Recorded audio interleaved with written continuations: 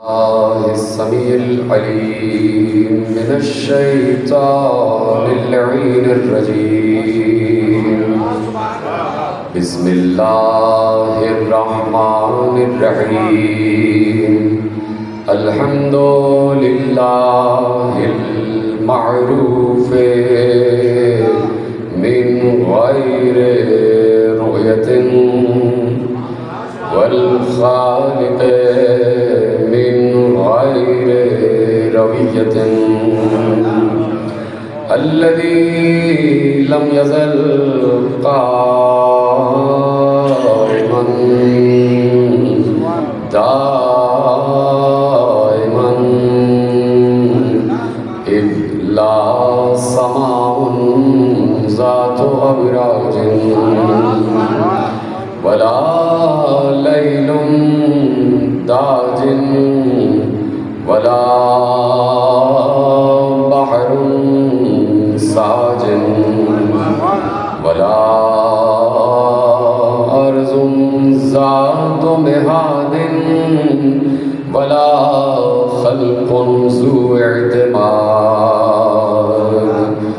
والصلاة والسلام والتحية والإكرام على نبي الرحمة وخازن المغفرة وقائد الخير والبركة ومنقذ العباد من الهلكة سيدنا ومولانا أبي القاسم محمد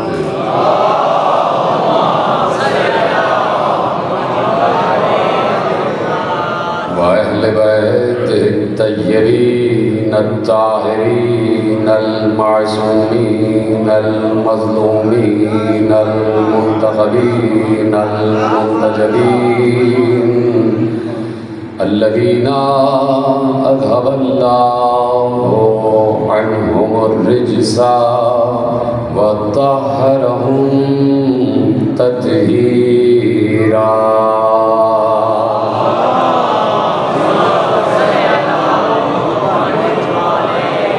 أما بعد فقد قال الله سبحانه وتعالى في محكم كتابه المجيد وفرقانه الحميد وقوله الحق. بسم الله الرحمن الرحيم. يعرفون نعمة الله ثم ينكرونها وأكثرهم الكافرون. صلوات پڑھیں محمد والا.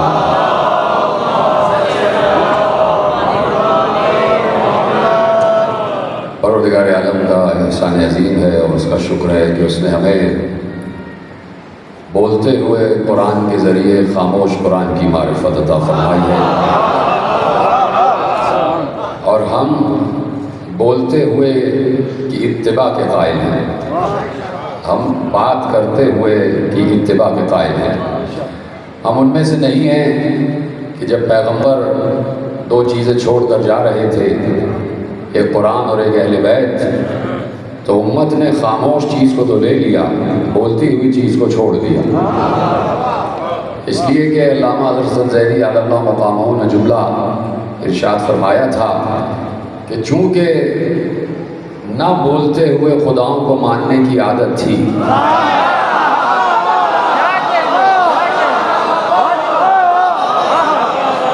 خاموش خداؤں کو ماننے کی عادت تھی، تو اس لیے کتاب لے لی کہ جو بولتی ہی نہیں ہے، اور ایسے کو نہیں لیا کہ جو بولتا ہے. اس لیے کہ انہیں حد بندی کرنے والا، تحدی کرنے والا نہیں چاہیے تھا، انہیں سرزنش کرنے والا نہیں چاہیے، انہیں کچھ راہ بتانے والا نہیں چاہیے. اس لیے دیکھیے پیغمبر نے ابھی شام کی ایک مجلس میں نے عرض کیا کہ پیغمبر اپنے دور میں اپنے آپ کو اسوہ عمل چھوڑ کر گئے اور اور اللہ نے کہہ دیا لقد کان لکم فی رسول اللہ اسوۃ حسنہ، تمہارے لیے رسول کی ذات بہترین نمونہ عمل ہے۔ دیکھیے یہ بھی کہہ سکتا تھا کہ تمہارے لیے قرآن بہترین نمونہ عمل ہے، لیکن یہ نہیں کہا کہ تمہارے لیے قرآن بہترین نمونہ عمل ہے، کہا تمہارے لیے رسول کی ذات، ہمارے محبوب کی ذات بہترین نمونہ عمل ہے۔ یعنی یہیں سے بتایا کہ خاموش قرآن اس وقت تک کسی کے کام کا نہیں ہے کہ جب تک بولتا ہوا اس کی تفسیر نہ کرے، جب تک بولتا ہوا قرآن اس کی تعویل نہ کرے۔ خاموش قرآن تو ہندو کے گھر میں بھی رکھا جاتا ہے، ہندو کی لائبریری میں بھی قرآن رکھا ہوا ہے، جیسے ہماری لائبریریوں میں بھگوت گیتا رکھی ہوئی ہے، جیسے ہماری لائبریریوں میں انجیل اور تورات رکھی ہوئی ہے، ویسے ہی وہ پڑھنے کے لیے قرآن بھی رکھ لیتے ہیں۔ عیسائی بھی پڑھتے ہیں، یہودی بھی پڑھتے ہیں، بت پرست بھی پڑھتے ہیں، تو کیا ان کا پڑھنا اور ملا کا پڑھنا برابر ہو جائے گا؟ مولوی بھی پڑھ رہا ہے اور پنڈت بھی پڑھ رہا ہے، ایک اور فرمایا آپ نے، مولوی بھی پڑھ رہا ہے اور پنڈت بھی پڑھ رہا ہے، تو دیکھنا یہ ہے کہ پڑھنے میں فرق ہے۔ پڑھنا اس وقت تک کسی کام کا نہیں ہے، پڑھنے کا ثواب الگ ہے، دیکھ کر پڑھنے کا ثواب الگ ہے، لیکن جب انسان اپنی راہ عمل متعین کرنے لگے تو ہر کتاب ایک شارح کا تقاضا کرتی ہے، کہ ہر کتاب ایک شارح کا تقاضا کرتی ہے۔ یعنی آپ اپنے گھر میں جب بچے کو پڑھنا شروع کرواتے ہیں تو اسے کتاب دے کے خود نہیں ہٹ جاتے، بلکہ کتاب دے کے پڑھاتے بھی ہیں۔ یعنی کتاب صرف اپنے آپ کو نہیں پڑھا لیتی بلکہ پڑھانے والا بھی چاہیے۔ تو پیغمبر اپنے حد میں اپنی ذات کو نمونہ عمل قرار دیا، اللہ نے پیغمبر کی ذات کو نمونہ عمل قرار دیا۔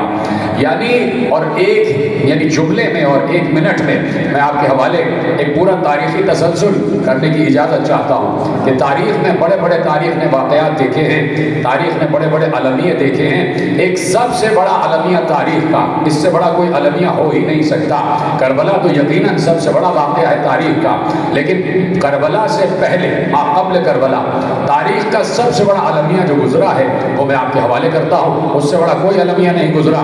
یعنی قرآن پر بھی وہ ظلم تھا اور وارث قرآن پر بھی ظلم تھا، وہ اسلام پر بھی ظلم تھا اور وہ ایمان پر بھی ظلم تھا، وہ شریعت پر بھی ظلم تھا اور وہ فقہ پر بھی ظلم تھا۔ یہ جملے آپ یاد رکھیے گا۔ پیغمبر نے کہا کہ اللہ نے کہا کہ رسول کی ذات میں تمہارے لیے بہترین نمونہ عمل چھوڑ کر جا رہا ہوں۔ اس کا مطلب یہ ہے کہ رسول کا اتباع کیا جائے اور رسول کا اتباع کیا جا سکتا ہے۔ رسول کے جیسا یعنی کوئی بن تو نہیں سکتا، لیکن رسول کا اسوہ اپنایا جا سکتا ہے۔ جیسے رسول چلے ویسے چلا جا سکتا ہے، جیسے رسول کھائیں ویسے کھایا جا سکتا ہے، جیسے رسول پئیں ویسے پیا جا سکتا ہے، جیسے رسول بات کرے ویسے بات کی جا سکتی ہے، جیسے رسول دنیا میں زندگی گزار رہے تھے ویسے زندگی گزاری جا سکتی ہے، جیسے رسول کا رویہ پڑوسیوں کے ساتھ رہا ویسا رویہ رکھنا چاہیے، جیسے رسول کا رویہ بچوں کے ساتھ رہا ویسا رویہ رکھنا چاہیے۔ یہ تمام معاشرت کے طریقے پیغمبر امت کو دے کر گئے۔ اب اس کے ساتھ ساتھ پیغمبر یہ بتا کے بھی گئے کہ میں مدینے کی ریاست کی بنیاد رکھ رہا ہوں، ریاست الہیہ کی بنیاد رکھ رہا ہوں، حکومت الہیہ کی بنیاد رکھ رہا ہوں۔ حکومت الہیہ کا سربراہ کیسا ہونا چاہیے؟ اتنا بڑا اہم موضوع آپ کے حوالے کر رہا ہوں، میرے ساتھ بات کرتے چلیے۔ حکومت الہیہ، ریاست الہیہ اور سیاست الہیہ کا جو رہنما ہے، جو صدر ہے اور جو اس کا قائد و رہبر ہے وہ کیسا ہونا چاہیے؟ تو پیغمبر نے بتایا مجھ جیسا ہونا چاہیے۔ سلامت رہیں آپ، اگر یہ اہم دقیق باتیں جو آپ کے حوالے کر رہا ہوں۔ پیغمبر نے ریاست پر حکومت کر کے بتایا کہ ریاست کا سربراہ مجھ جیسا ہونا چاہیے۔ اب پیغمبر کی ریاست کیسے چل رہی تھی؟ عدل و انصاف پر چل رہی تھی۔ پیغمبر خود موجود ہیں عدل کرنے کے لیے، پیغمبر خود موجود ہیں شریعت کی باتوں کی تشریح کرنے کے لیے، پیغمبر خود موجود ہیں فقہ سمجھانے کے لیے، پیغمبر خود موجود ہیں آیات سنانے کے لیے، پیغمبر خود موجود ہیں آیات کی تفسیر سمجھانے کے لیے، پیغمبر خود خود موجود ہیں نماز پڑھانے کے لیے، پیغمبر خود موجود ہیں روح نماز بتانے کے لیے، پیغمبر خود موجود ہیں روزہ رکھوانے کے لیے، پیغمبر خود موجود ہیں کہ روزہ کیسے کھولا جائے اور کیسے رکھا جائے، پیغمبر ہر شریعت کی بات بتانے کے لیے موجود ہیں، اور پیغمبر ریاست کا انتظام کسی تخت پر بیٹھ کر نہیں چلا رہے، کسی کرسی پر بیٹھ کر نہیں چلا رہے، مسجد نبوی کے ٹاٹ کے مسند پر بیٹھ کر اتنی بڑی اسلامی ریاست کو چلا رہے ہیں کہ وہاں اجلہ اصحاب کرام بھی پیغمبر کے سامنے اپنے مقدمات لے کر آتے ہیں تو پیغمبر ہی فیصلہ کرتے ہیں۔ بات پہنچ رہی ہے؟ یعنی اتنی بڑی ریاست جو پیغمبر نے قائم کی، اتنی بڑی نبوت جو پیغمبر نے قائم کی، اتنی بڑی رسالت جو پیغمبر نے قائم کی، اس کے فیصلے، اس کا آئین، اس کا قانون، اس کی اسٹریٹجی، اس کے انتظامات پیغمبر مسجد نبوی میں چٹائی کے مسند پر بیٹھ کر حل کرتے تھے۔ یعنی بتایا کہ ایک سربراہ کو کیسا ہونا چاہیے، ایک سربراہ کو کیسا ہونا چاہیے، اور پھر سربراہ بھی ہیں فاقہ بھی کر رہے ہیں، اتنے سلامت میں سربراہ بھی ہیں فاقہ بھی کر رہے ہیں، سربراہ بھی ہیں اور اس کے ساتھ ساتھ وہ امور بھی انجام دے رہے ہیں کہ جو امور خانہ کہلاتے ہیں۔ ازواج میں عدل و انصاف، اولاد میں عدل و انصاف، اصحاب میں عدل و انصاف، توجہ فرمانے، یعنی معاشرے میں عدل و انصاف بھی برت رہے ہیں، اور حکومت کے فیصلے بوریے پر بیٹھ کر ہو رہے ہیں، فاقے بھی کر رہے ہیں، سائل آ رہا ہے تو اس کی ضرورت کو پورا بھی کر رہے ہیں، فقیر آ رہا ہے تو اس کی ضرورت کو پورا بھی کر رہے ہیں، بے لباس آ رہا ہے تو اسے لباس بھی عطا فرما رہے ہیں۔ یعنی پیغمبر نے بتایا کہ یہ کسی انسان کو جو تخت حکومت ہے یا جو مسند حکومت ہے اس کو پرتعیش جگہ نہیں سمجھنا چاہیے، بلکہ یہ ایک ذمہ داری ہے، اور یہ ذمہ داری سربراہ پر پوری رعایا کے حوالے سے عائد ہوتی ہے کہ ہر رعایا کا فرد اس سربراہ کے زیر نگی اور اس کی رعایا میں ہے۔ اس لیے چونکہ وہ ولی ریاست ہے، ولایت اس کے پاس ہے، تو اب کائنات میں جہاں جہاں تک اس حکومت کی حدیں جا رہی ہیں، ہر شخص کی ضرورت پوری کرنا والی ریاست کا کام ہے۔ تو پیغمبر اپنے تئیں اپنے آپ کو ایک آئیڈیل ہستی بنا کر اور چھوڑ کر گئے، اور بتایا کہ سر سے لے کر پاؤں تک میں آئیڈیل، سر سے لے کر پاؤں تک میں اسوہ حسنہ کا مالک ہوں۔ اب بتایا کہ دیکھو میں جانے والا ہوں، میں جانے والا ہوں، آپ سب سے بتا رہے ہیں، توجہ رکھ رہے ہیں آپ، میں جانے والا ہوں۔ میں نے تیسری تقریر میں ایک جملہ کہا تھا کہ پیغمبر اپنے دور میں نقطۂ اتحاد امت تھے، تیسری تقریر میں نے عرض کیا تھا، اور اپنے بعد بھی ایک نقطۂ اتحاد امت چھوڑ کر گئے، یہ ضروری تھا، ٹھیک ہے۔ اب پیغمبر اپنے دور میں، اب میں زاویہ بدل کر جملہ آپ کے حوالے کر رہا ہوں، پیغمبر اپنے دور میں امت کے لیے نمونہ عمل تھے، توجہ ہے، پیغمبر اپنی زندگی میں امت کے لیے اسوہ حسنہ تھے، آئیڈیل تھے، پیغمبر کو اللہ نے آئیڈیل بنایا۔ جو یہاں پر سائنس کے طلبہ بیٹھے ہیں ان کو اچھی طرح معلوم ہے کہ ہمارے پاس آئیڈیل کے اسٹینڈرڈز تو موجود ہیں، لیکن کوئی چیز آئیڈیل ہے نہیں، کوئی چیز 100% نہیں ہے، یعنی 99.99% ہوتا ہے، کوئی چیز بھی 100% نہیں کہلاتی، لیکن اللہ نے اپنے محبوب کو 100% بنایا،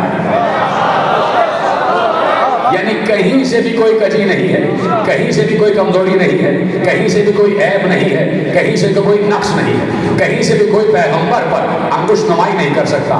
تو اپنے دور میں پیغمبر امت کے لیے نمونہ عمل تھے، اٹھنا ہے تو ان کی طرح، بیٹھنا ہے تو ان کی طرح، عدل کرنا ہے تو ان کی طرح، انصاف کرنا ہے تو ان کی طرح، بولنا ہے تو ان کی طرح، پہننا ہے تو ان کی طرح، اوڑھنا ہے تو ان کی طرح، چلنا ہے تو ان کی طرح، پھرنا ہے تو ان کی طرح، رکنا ہے تو ان کی طرح، بال کاٹنا ہے تو ان کی طرح، کھانا کھانا ہے تو ان کی طرح، پانی پینا ہے تو ان کی طرح، باتیں کرنا ہے تو ان کی طرح، معاشرت ان کی طرح، معیشت ان کی طرح، سوشل ویلیوز ان کی طرح، عمرانیات ان کی طرح، علم ان کی طرح، علم ان کی طرح، اخلاق ان کی طرح، سیرت ان کی طرح، کردار ان کی طرح، حمایت ان کی طرح، شمائل ان کی طرح، سب کچھ ایسا بن جاؤ۔ تو اپنی زندگی میں رسول خود اسوہ حسنہ تھے۔ اب میں پوچھنا چاہتا ہوں امت سے کہ رسول جا رہے تھے اور رسول جا رہے تھے اور رسول اس دنیا سے جانے والے تھے، تو اب کیا اسوہ حسنہ ختم ہو جائے گا؟ سوال پیدا ہو رہا ہے کیا اسوہ حسنہ ختم ہو جائے گا؟ تو اب پیغمبر کے لیے ضروری ہے کہ اپنے بعد کوئی ایسا تربیت یافتہ، خصوصی تربیت یافتہ چھوڑ کر جائیں کہ جس کی پیروی کرنا ویسا ہی ہو جیسے پیغمبر کی پیروی کی گئی۔ اتنی مشکل بات نہیں۔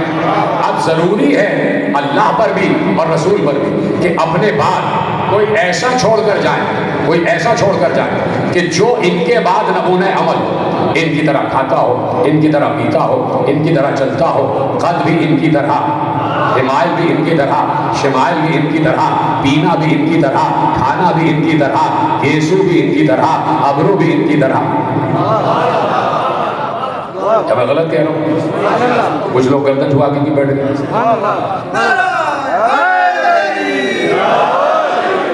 دیکھیں میں ایک فکری گوشہ آپ کے حوالے کر رہا ہوں، اور تاریخ کا ایک بہت بڑا المیہ، میں نے کہا نا اس جملے کو یاد رکھیے گا اور وہ آپ کے حوالے کروں گا، لیکن یہ تمہیداً کچھ جملے آپ پہلے سن لیں کیونکہ یہ تقریر لائیو جا رہی ہے اور کئی مقامات پر دیکھی جا رہی ہے، تو جو لوگ بیٹھ کر سن رہے ہیں، جو افکار کے حامل ہیں اور جو فکر کرنے کی صلاحیت رکھتے ہیں، عادت رکھتے ہیں، ان تک ایک جملہ کہ بھائی پیغمبر اپنے بعد اپنے جیسا چھوڑ کر جائیں گے، ضروری ہے، اس لیے کہ اسوہ حسنہ ختم نہیں ہوگا، اس لیے کہ قرآن کی یہ آیت آج بھی موجود ہے، لقد کان لکم فی رسول اللہ اسوۃ حسنہ۔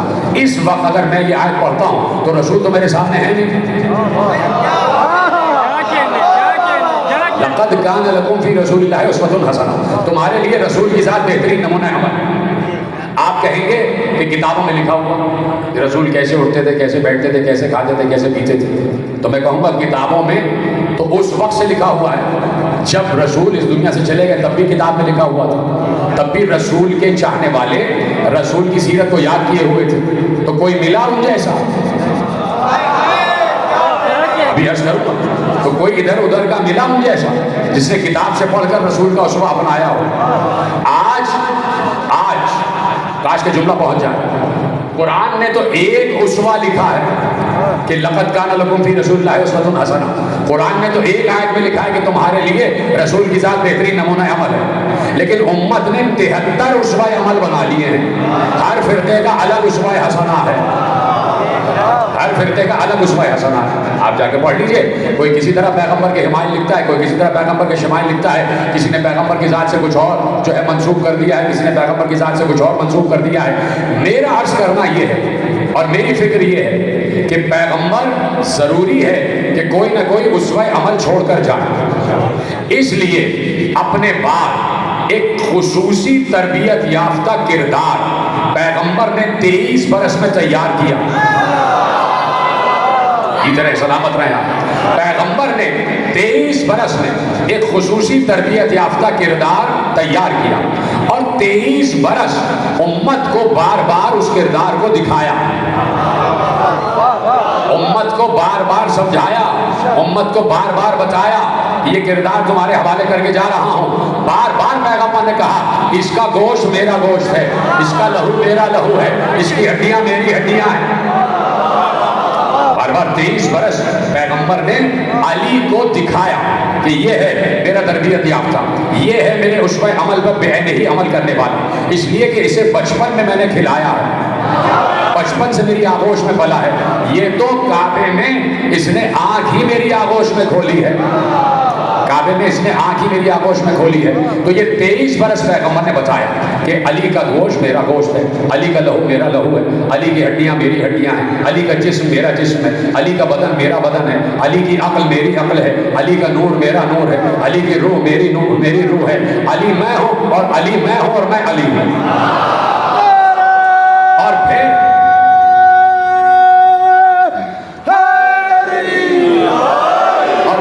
پیغمبر نے یہ کہا کہ دیکھو کوئی بھی ریاست بغیر علم نہیں چل سکتی، بغیر علم نہیں چل سکتی، جاہل ریاست کو نہیں چلا سکتا، اس لیے کہا کہ انا مدینۃ العلم ہے، علی گڑھ بابا بتا دیا کہ شہر علم کا دروازہ علی۔ اب وہ علیحدہ بات ہے کہ کوئی کھڑکی بن جائے، کوئی پرنالہ بن جائے، کوئی چھت بن جائے، دیکھیے کھڑکی بنتا ہے تو بن جائے، پرنالہ بنتا ہے تو بن جائے، چھت بنتا ہے تو بن جائے، لیکن دروازے کی جو اہمیت ہے وہ کم نہیں کی جا سکتی۔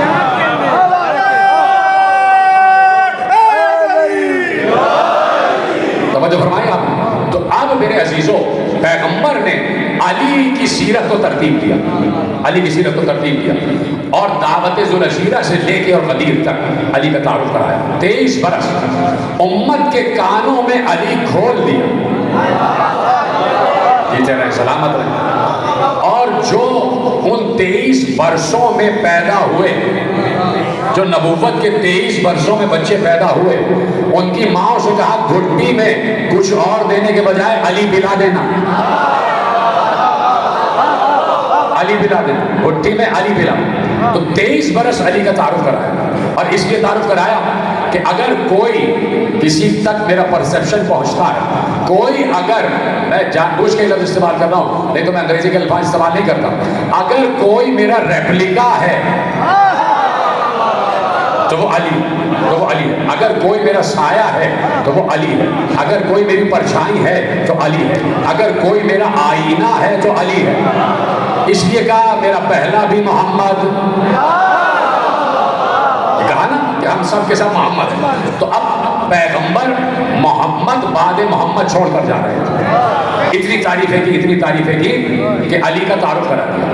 اب سمجھ گئے سب کہ یہ اپنے بعد مسند خالی چھوڑنے کے موڈ میں نہیں ہے،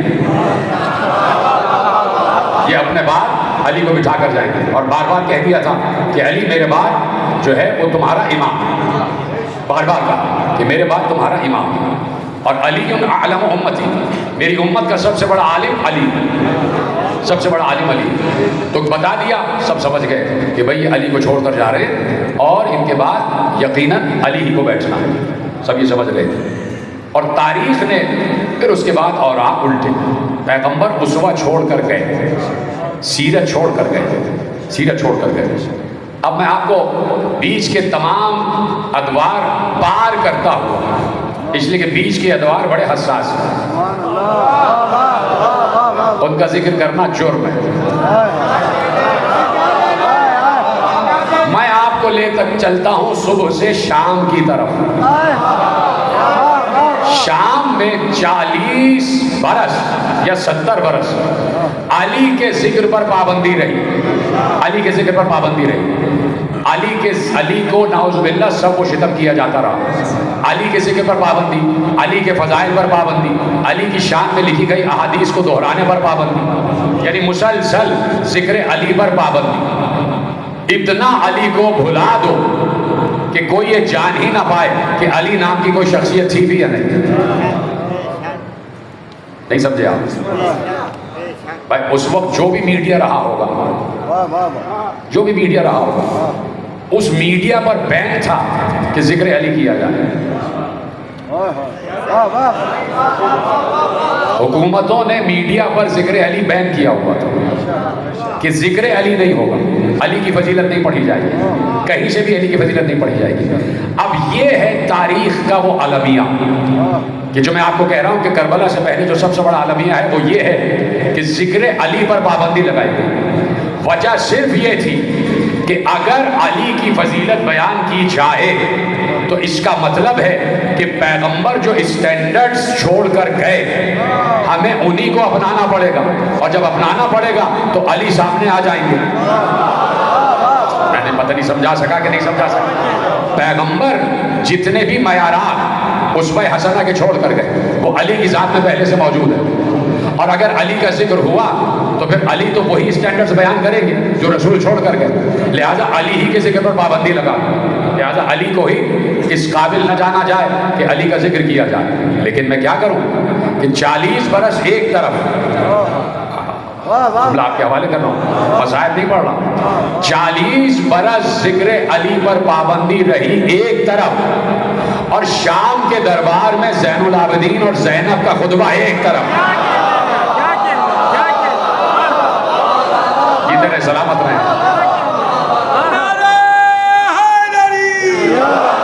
ملتا نہیں ہے کوئی سہارا یزید کو، ملتا نہیں ہے کوئی سہارا یزید کو، زینب نے اس طرح سے اجاڑا یزید کو، خاتون جنگ کر نہیں سکتی تھی اس لیے خطبوں کی ذوالفقار سے مارا یزید کو۔ اتنا علی کو پہچان پا دیا تھا کہ اتنی کوشش کی گئی کہ علی کا ذکر نہ ہونے پائے، علی کی فضیلت نہ بیان کی جائے، علی کے فضائل نہ پڑھے جائیں۔ تو اب یہ علی کے فضائل نہ پڑھنا یہ کیا تھا؟ یہ کیا تھا جہاں سے میں نے بات شروع کی؟ اور میں ایک لفظ کہوں گا آپ اس روایت تک پہنچ جائیں گے کہ شام والا پہنچا مدینے، اسی دوران جب ذکر علی پر پابندی تھی تو شام والا مدینے پہنچا، اور پہنچنے کے بعد اس کو معلوم ہوا کہ عبداللہ ابن عباس رضی اللہ تعالیٰ عنہ فضائل علی بیان کرتے ہیں، علی کی فضیلت بیان کرتے ہیں۔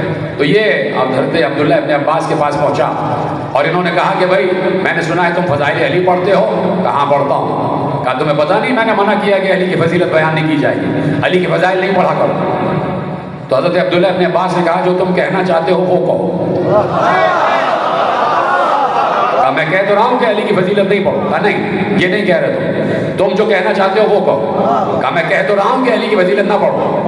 کہا بھائی تم جو کہنا چاہتے ہو وہ کہو، وہ نہیں کہہ رہے۔ جھنجھلا کر اس نے کہا کہ بھائی میں کیا کہنا چاہتا ہوں؟ تو حضرت عبداللہ ابن عباس نے کہا تم یہ نہیں کہہ رہے کہ علی کے فضائل نہ پڑھو، بلکہ تم یہ کہہ رہے ہو کہ قرآن نہ پڑھو۔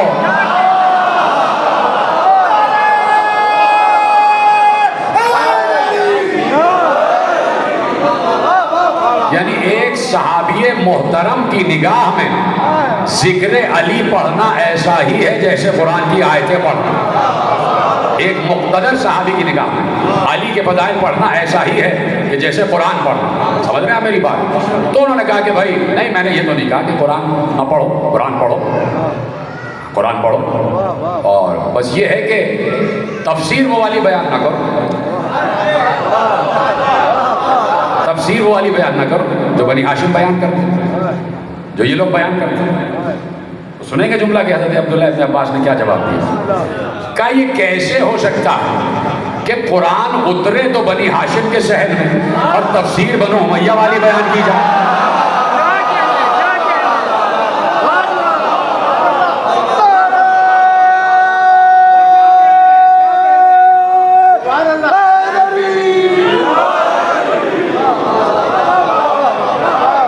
علی کا ذکر نہیں چھپایا گیا، یہ اسوہ رسول چھپایا گیا، اسوہ رسول چھپایا گیا۔ یعنی اگر وہ علی کو سربراہ مان لیتے تو علی کی سربراہی کا معیار کیا تھا؟ علی نے سربراہی کے معیارات نافذ کیے اور اسٹینڈرڈز علی نے بتائے کہ سربراہ مملکت کے معیارات کیا ہوتے ہیں۔ جب علی کے پاس خلافت آ گئی اور امت نے زبردستی علی کو خلیفہ بنا دیا، امت ساری کی ساری آ گئی اور کہا کہ آپ ہیں اور اب آپ ہی ہیں، اور آپ نے اگر قبول نہ کیا تو ہم شکایت کریں گے، ہم شکایت کریں گے۔ تو علی نے حکومت قبول کر لی اور بیعت ہونے لگی، بیعت ہو رہی تھی علی کی۔ تو علی نے جب خلافت قبول کی ہے تو اس وقت علی کا معیار زندگی کیا تھا یہ دیکھنے کی ضرورت ہے۔ اس وقت علی کا معیار زندگی کیا تھا؟ علی نے آخری وقت جو خطبہ دیا اپنے 4.5 سال کے بعد، جب بالکل آخری وقت خطبہ دیا تو علی نے اپنی شہادت سے پہلے جو خطبہ دیا رمضان میں جو باتیں کر رہے تھے، تو علی نے کہا تم سب گواہ ہو کہ میں نے ان 4.5 سالوں میں اینٹ پر اینٹ نہیں رکھی۔ علی کا جملہ بھی نہیں سمجھیں گے تو آپ کہاں بیٹھے؟ اتنا مشکل جملہ نہیں ہے، مولا علی کا جملہ ہے، کم از کم سب کو اس کو فکر کرنا چاہیے۔ میں نے اینٹ پر اینٹ نہیں رکھی، یعنی کوئی عمارت نہیں بنائی، کوئی بنگلہ نہیں بنایا، کوئی جائیداد نہیں بنائی، بیت المال میں سے مال ہڑپ نہیں کیا، سب سے بڑھ کر کسی کے باغ پر قبضہ نہیں کیا۔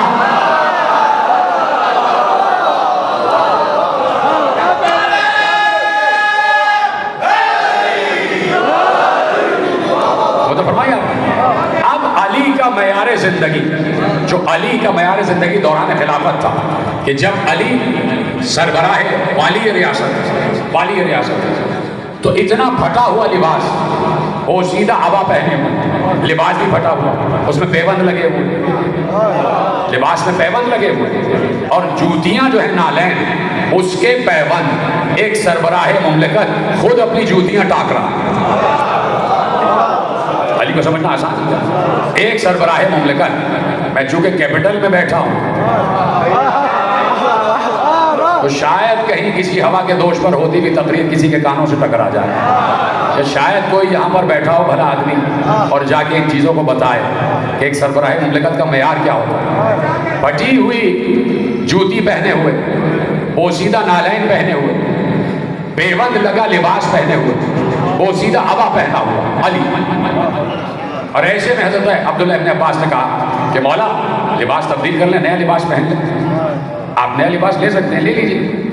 तो कहा कि सुनो इब्न अब्बास, अल्लाह ने एक सरबराह मुमलिकत के लिए वही मयार वाजिब करार दिया जो उसकी रियाया में सबसे कम तरीन फर्द का मयार होगा, सबसे पस्त तरीन का जो मयार होगा। तो मालिक जो है, सरबराह जो है, उसको उसी तरह रहना है जैसे एक भूखा इंसान रह रहा है।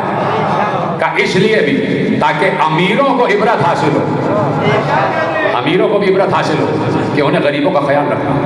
जूतियाँ अली टाक रहे हैं और अली सरबराह मुमलिकत। तो कह दिया कि अच्छा ये चप्पल ही बदल लें।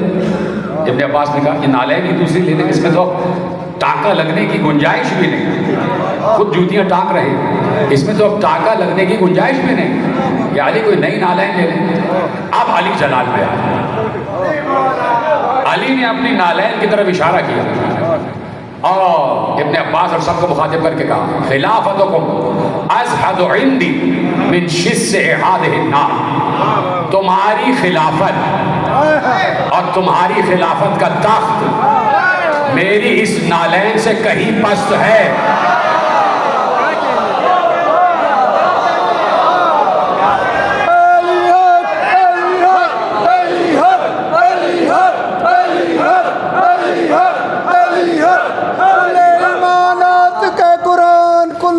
वली मवाली अलाली सब भी पहचान कुछ न तो फरमाया, कहा कि मेरी इस नालैन से भी तुम्हारी खिलाफत का तख्त पस्त है, तेरी नालैन बरतर है। का इसलिए कि तुम्हारे खिलाफत के तख्त पर इंसान बैठते हैं। जुमला मुकम्मल करो, तुम्हारी खिलाफत के तख्त पर इंसान बैठते हैं और इस नालैन में अब्द खुदा का पांव गया हुआ है। नालैन में अली के पांव गए हुए, इसलिए ये नालैन ज्यादा अहमियत रखती है। ये नालैन ज्यादा अहमियत रखती है। यकीन फरमाएं, अली की नालैन कोई मामूली नालैन नहीं है। अली का शागिर्द है जिब्राइल, अली का शागिर्द है जिब्राइल, अली का शागिर्द है जिब्राइल। पहले 5 आदमियों की आवाज़ आई, दूसरे जुमले में 3 आदमियों की, तीसरी मर्तबा जो पढ़ा तो एक ही आदमी की आवाज़।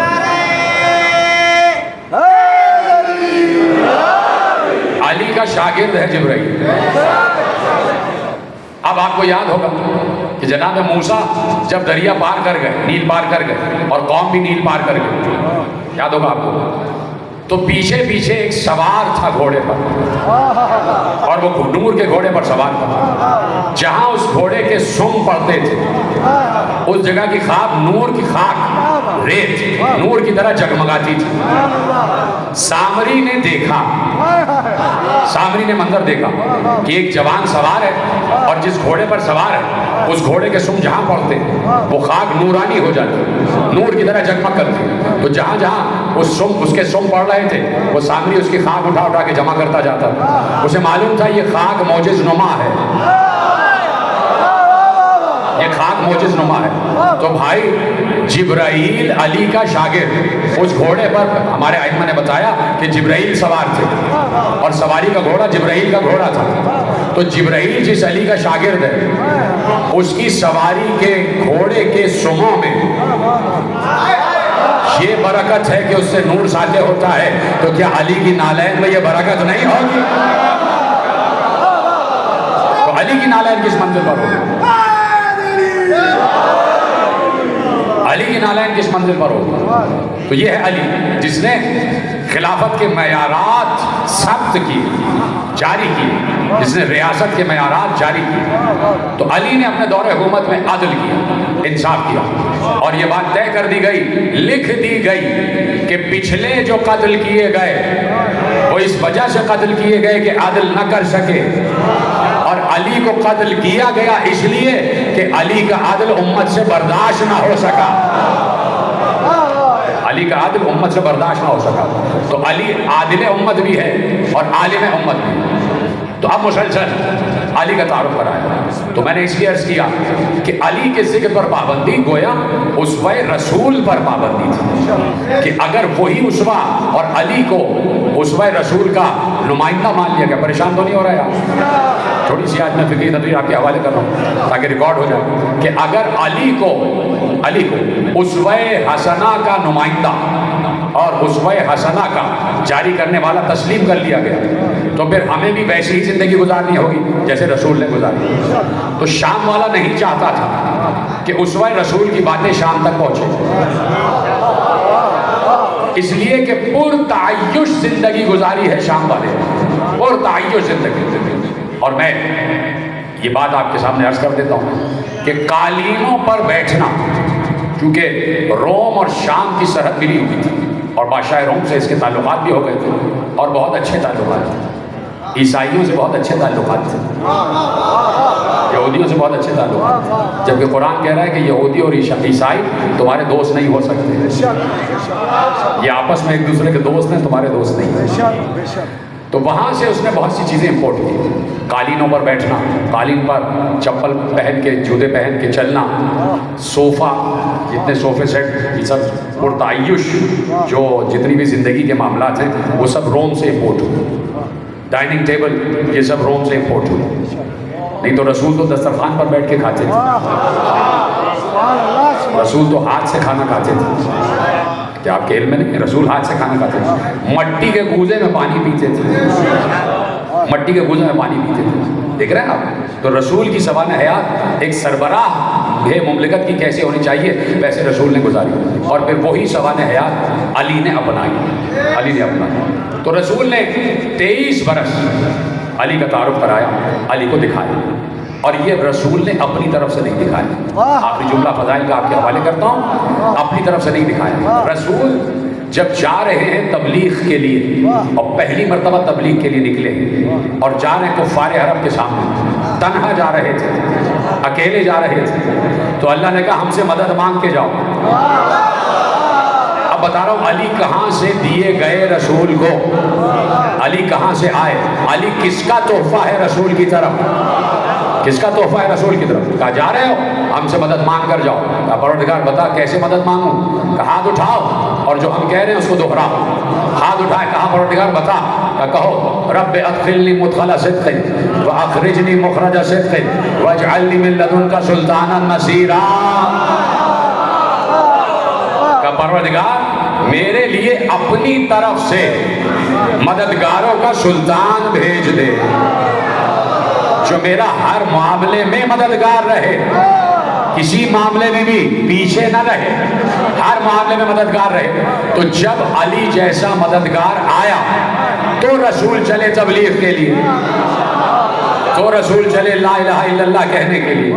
اب سمجھ میں آیا کہ ضروری تھا رسول کے ساتھ علی کا نکلنا. جملہ بہت بڑا آپ کے حوالے کر رہا ہوں اور آخری آدمی تک جملہ سنیے گا. ضروری تھا رسول کے ساتھ علی کا نکلنا، جیسے ضروری تھا موسیٰ کے ساتھ ہارون کا نکلنا، جیسے ضروری تھا موسیٰ کے ساتھ ہارون کا نکلنا. جب موسیٰ گئے ہیں اور فرعون کے دربار میں تو ہارون ساتھ، اس لیے کہ موسیٰ نے دعا مانگی تھی کہ رب اشرح لی صدری ویسر لی امری واحلل عقدۃ من لسانی یفقہوا قولی واجعل لی وزیرا من اہلی ہارون اخی. پروردگار میرے بھائی ہارون کو میرا مددگار بنا دے، میرے بھائی ہارون کو میرا وزیر بنا دے. تو اب وہاں پر بھی موسیٰ کے ساتھ ہارون کا جانا ضروری تھا. اب میں جملہ مکمل نہیں کروں گا، یہاں پر آ کر مکمل کروں گا. ادھر علی کا رسول کے ساتھ جانا ضروری تھا اس لیے کہ کلمہ مکمل پڑھانا تھا، لا الہ الا اللہ محمد رسول اللہ. بولو نا تیسرا جملہ، علی ولی اللہ، یعنی نبی کے ساتھ وزیر کا ہونا ضروری.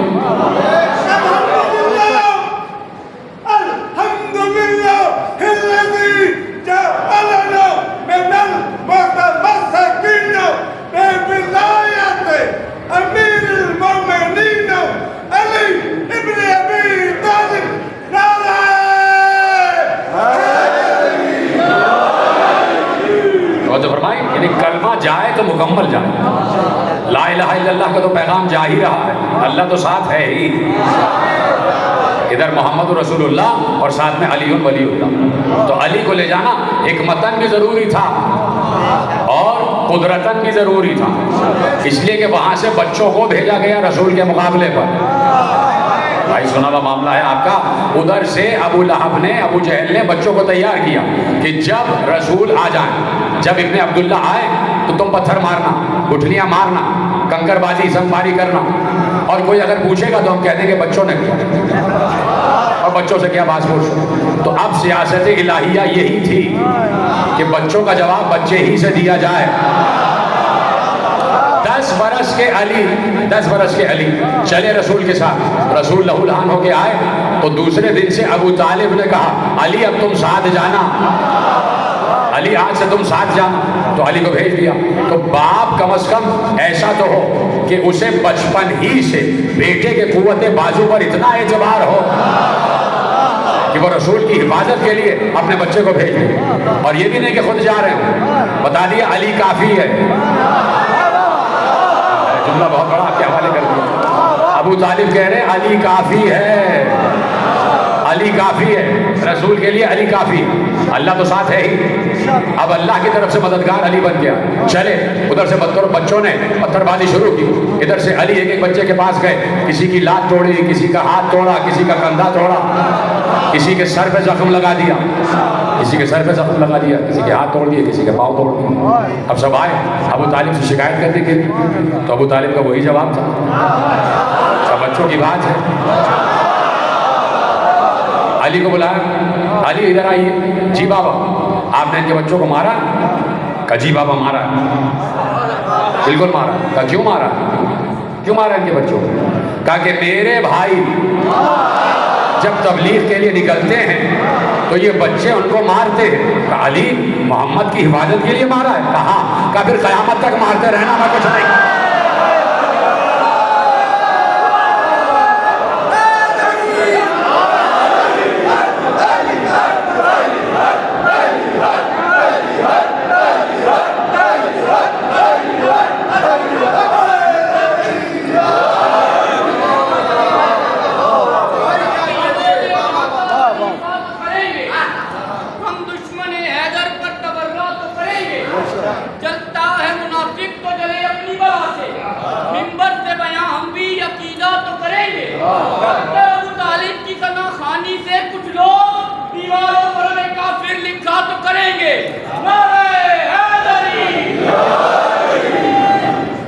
سلامت رہے آپ. تو آپ نے دیکھا کہ علی ہماری رگوں میں بسے ہوئے ہیں.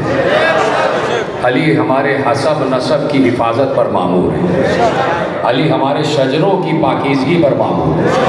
علی کا نام ہمیں تر و تازگی عطا کرتا ہے. علی کا نام ہمیں فخر و ناز کی منزل پر لے آتا ہے کہ ہم علی کے ماننے والے ہیں، کسی دنی کے ماننے والے نہیں. علی کے ماننے والے، کسی دنی کے ماننے والے نہیں، کسی کمتر کے ماننے والے نہیں. علی اعلیٰ نے جس کو علی کہا، نام تو علی تھا، لغت میں لکھا ہوا تھا.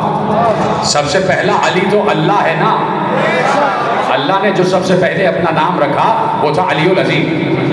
کلینی نے اصول کافی میں یہ بات لکھی ہوئی کہ اللہ نے جو سب سے پہلا مخلوق کے لیے اپنا نام رکھا وہ تھا علی العظیم. تو نام تو علی العظیم اللہ کا تھا، علی تو نام تھا، اللہ کا نام علی تھا. اس کے بعد یہ نام پردے میں چلا گیا، غیب میں چلا گیا. وہ الگ بات ہے کہ کل نام غیب میں تھا، آج کا علی غیب میں ہے. نام غیب میں رہا، نام تھا عربی کا، عربی نام تھا، عربی میں نام تھا علی. لیکن اللہ نے یہ نام سب کی نگاہوں سے چھپا دیا تھا کہ سب سے پہلے میرے بعد اگر کوئی علی ہوگا تو وہ بنت اسد کا بیٹا ہوگا، تو ابو طالب کا بیٹا ہوگا. تو علی ہماری روحوں میں بسے ہوئے ہیں. ہماری زندگی کا نام ہے علی، ہمارے نقوش تربیت کا نام ہے علی، ہمارے اعتبار کا نام ہے علی، ہمارے اعتماد کا نام ہے، ہمارے عقیدے کا نام ہے، ہمارے یقین کا نام ہے علی، ہمارے مشکل کشا کا نام ہے، ہمارے حاجت روا کا نام ہے، ہمارے لجپال کا نام ہے علی، ہمارے سخی کا نام ہے علی، ہمارے کریم کا نام ہے علی، ہمارے انداتا کا نام ہے علی، ہمارے ناخدا کا نام ہے علی، نصیری کے خدا کا نام ہے علی.